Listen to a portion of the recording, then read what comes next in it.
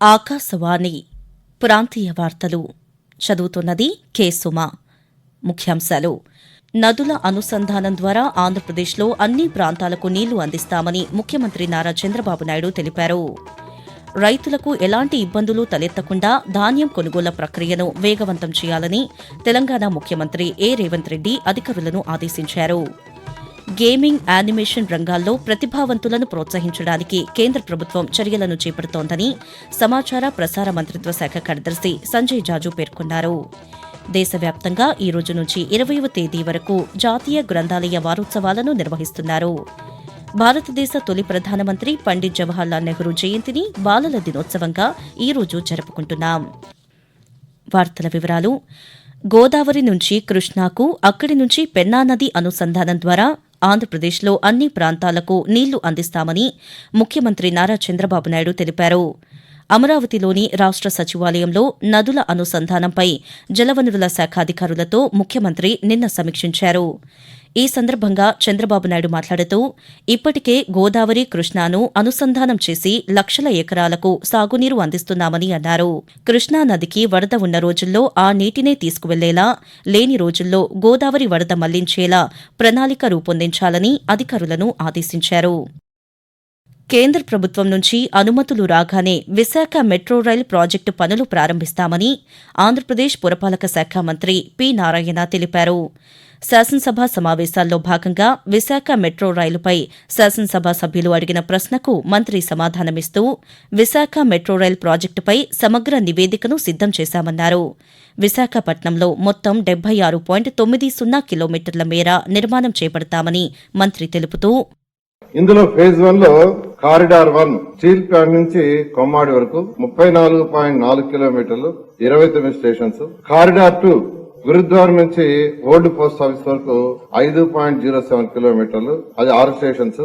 Corridor 3 తాడిచెర్లపాడు నుంచి చిన్నవాల్టేరు వరకు 6.75 kilometres, 7 stations. మొత్తం వెలిసి 46.23 కిలోమీటర్లు, 42 స్టేషన్స్, 11,495 కోట్లతో యాక్చువల్ గా ఇది ఎస్టిమేషన్ చేపట్టింది అధ్యక్ష. అయితే ఫేజ్ 2 కొమ్మాడు నుంచి భోగాపురం ఎయిర్పోర్ట్ వరకు 30.67 కిలోమీటర్లు, 12 స్టేషన్స్. మొత్తం కలిస్తే 76.9 కిలోమీటర్లు. రైతులకు ఎలాంటి ఇబ్బందులు తలెత్తకుండా ధాన్యం కొనుగోళ్ల ప్రక్రియను వేగవంతం చేయాలని తెలంగాణ ముఖ్యమంత్రి రేవంత్ రెడ్డి అధికారులను ఆదేశించారు. హైదరాబాద్లోని రాష్ట సచివాలయంలో తెలంగాణలో ఖరీఫ్ ధాన్యం సేకరణపై సంబంధిత అధికారులతో ముఖ్యమంత్రి నిన్న సమీక్ష నిర్వహించి జిల్లాల వారీగా పరిస్థితుల్ని అడిగి తెలుసుకున్నారు. ఈ సందర్భంగా ఆయన మాట్లాడుతూ, రాష్ట వ్యాప్తంగా రానున్న వారం 10 రోజుల్లో ధాన్యం కొనుగోలు కేంద్రాలకు వస్తుందని, అందుకనుగుణంగా అధికార యంత్రాంగం ఏర్పాట్లు చేయాలని స్పష్టం చేశారు. గేమింగ్, యానిమేషన్, వినోద రంగాల్లో ప్రతిభావంతులను ప్రోత్సహించడానికి కేంద్ర ప్రభుత్వం అనేక చర్యలను చేపడుతోందని సమాచార ప్రసార మంత్రిత్వ శాఖ కార్యదర్శి సంజయ్ జాజు తెలిపారు.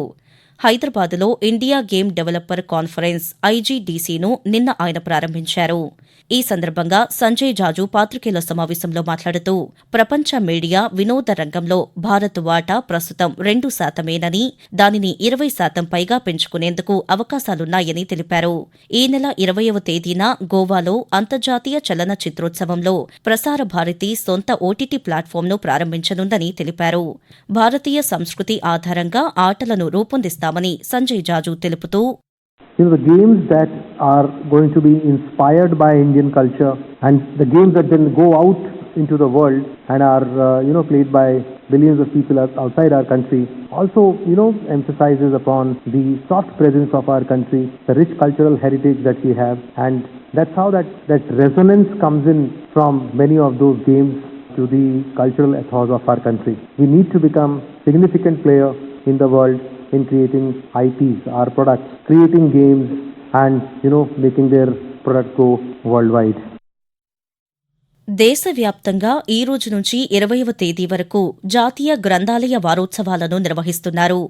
1919లో ఆంధ్ర గ్రంథాలయ సంఘం ఆధ్వర్యంలో అయ్యంకి వెంకటరమణయ్య మద్రాసులో 2 రోజుల పాటు నవంబర్ 14, 15 తేదీలలో జాతీయ గ్రంథాలయ సదస్సును నిర్వహించారు.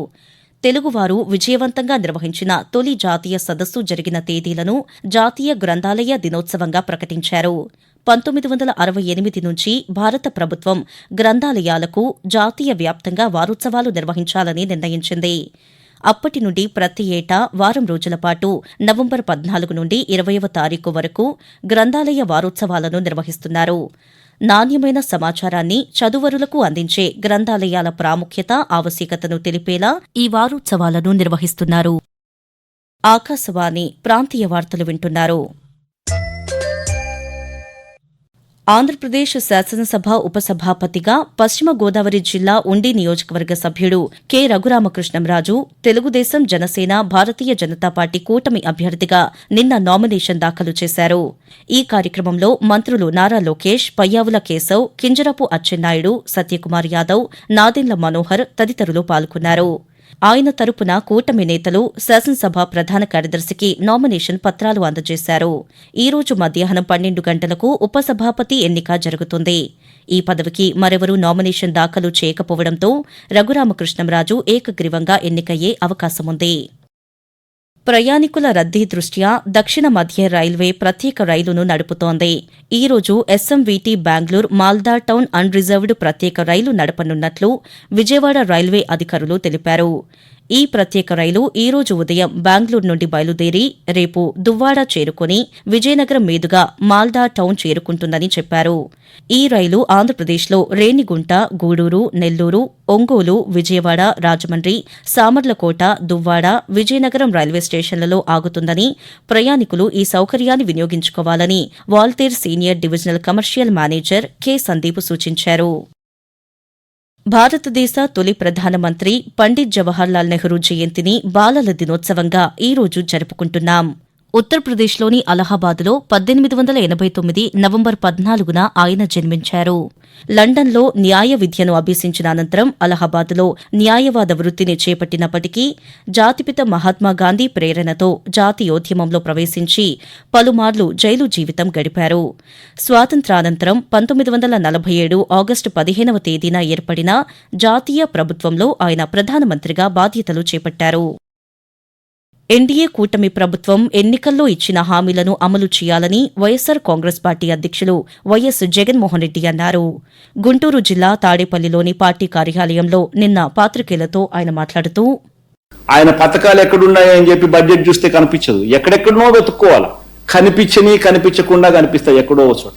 అది కూడా ఇచ్చేదానికి మనసు లేదు కాబట్టి ఇవ్వకూడదు అనుకుంటున్నాడు కాబట్టి అసలు అవి కూడా ఉండవు. అది కూడా అరకొర కేటాయింపులు. సూపర్ 6 ఏమంటాడు, ప్రతి రైతుకు 20,000 రూపాయల ఆర్థిక సహాయం. 53,52,000 మంది రైతులకు ఇంటూ 20,000 రూపాయలంటే దాదాపు 11,000 కోట్ల రూపాయలు కేటాయింపు చేసింది. ఎంత? 1,000 కోట్లు. పరిశ్రమల ఏర్పాటుతోనే రాష్ట్రాభివృద్ది సాధ్యమవుతుందని తెలంగాణ ఉప ముఖ్యమంత్రి భట్టి విక్రమార్క పేర్కొన్నారు. హైదరాబాద్లోని రాష్ట్ర సచివాలయంలో నిన్న ఆయన పాత్రికేయులతో మాట్లాడుతూ, వెనుకబడిన కొడంగల్ ప్రాంతాన్ని అభివృద్ది చేయాలని ప్రభుత్వం నిర్ణయించిందని అన్నారు. పరిశ్రమలు రావాలంటే భూసేకరణ జరగాల్సిందేనని స్పష్టం చేశారు. పరిశ్రమల ఏర్పాటు ద్వారా భూమిని కోల్పోతున్న వారికి పరిహారంతో పాటు పరిశ్రమలో ఉద్యోగాలు కల్పిస్తామన్నారు. కొందరు ప్రజలను రెచ్చగొట్టి వికారాబాద్ జిల్లా కలెక్టర్పై ఉద్దేశపూర్వకంగానే దాడి చేయించారని, ఆ దాడిని తీవ్రంగా ఖండిస్తున్నామని ఉప ముఖ్యమంత్రి తెలిపారు. ప్రాంతీయ వార్తలు ముగించే ముందు ముఖ్యాంశాలు మరోసారి. నదుల అనుసంధానం ద్వారా ఆంధ్రప్రదేశ్లో అన్ని ప్రాంతాలకు నీళ్లు అందిస్తామని ముఖ్యమంత్రి నారా చంద్రబాబు నాయుడు తెలిపారు. రైతులకు ఎలాంటి ఇబ్బందులు తలెత్తకుండా ధాన్యం కొనుగోళ్ల ప్రక్రియను వేగవంతం చేయాలని తెలంగాణ ముఖ్యమంత్రి ఏ రేవంత్ రెడ్డి అధికారులను ఆదేశించారు. గేమింగ్, యానిమేషన్ రంగాల్లో ప్రతిభావంతులను ప్రోత్సహించడానికి కేంద్ర ప్రభుత్వం చర్యలను చేపడుతోందని సమాచార ప్రసార మంత్రిత్వ శాఖ కార్యదర్శి సంజయ్ జాజు పేర్కొన్నారు. దేశవ్యాప్తంగా ఈ రోజు నుంచి 20వ తేదీ వరకు జాతీయ గ్రంథాలయ వారోత్సవాలను నిర్వహిస్తున్నారు. భారతదేశ తొలి ప్రధానమంత్రి పండిత్ జవహర్లాల్ నెహ్రూ జయంతిని బాలల దినోత్సవంగా ఈ రోజు జరుపుకుంటున్నాం. ఆకాశవాణి ప్రాంతీయ వార్తలు ఇంతటితో సమాప్తం.